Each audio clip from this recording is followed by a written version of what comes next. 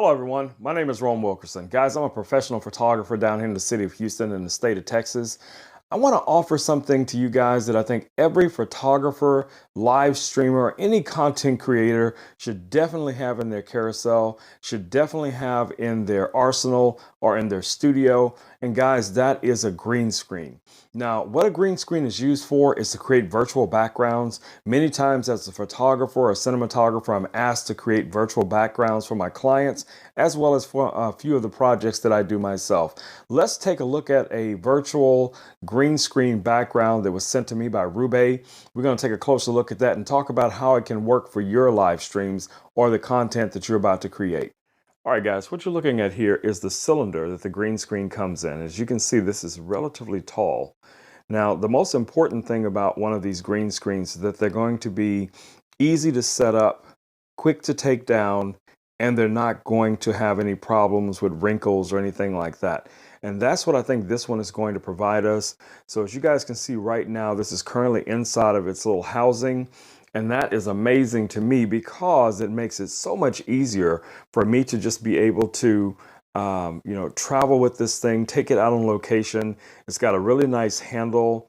Now it does have some feet that pop out. I'll show you those in a second.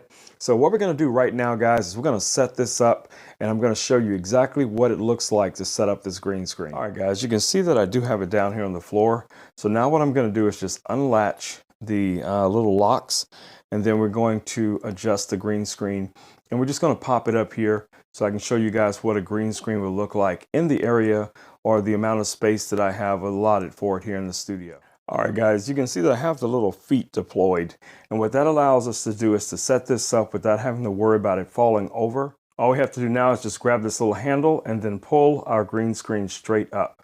Now, this green screen does have a system behind it. If you guys can see, it has these little rods here that allow it to go up and down. So let's grab that. So at this point, I only have the green screen at maybe about half the height that it is available to it. So now I'm going to bring it all the way up, and you guys, all right, guys, that's not even the full height, but for the room that I'm in, you guys kind of get an idea of what I'm talking about. So as you see here, this covers quite a bit of space here in the studio, and this is going to be ideal. So I could get this almost to the roof, and I'm sure it could go up a little bit higher if necessary.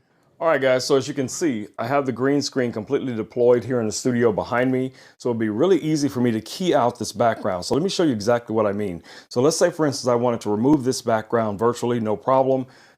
I'm gonna show you how simple this is. So I'm just gonna create a quick key. So you can see right now, there's nothing behind me. We're just gonna use this as an example, but you guys can see that now I have a complete keyed out background behind myself, or I could bring in a different image. Now, of course, if whatever software you're using, if you're streaming or creating content that you're going to be uploading someplace else, you may even be using this exclusively as some type of conferencing software. So having a green screen is really going to come in handy.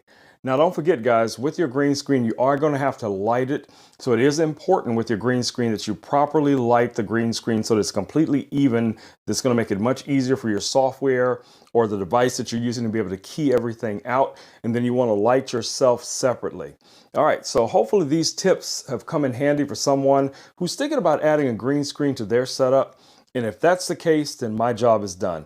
I want to thank you guys for watching this video. And I want to also thank RAUBAY for sending this green screen out for me for review. All right, guys, I will see you all in the next video. Until then, have a great day.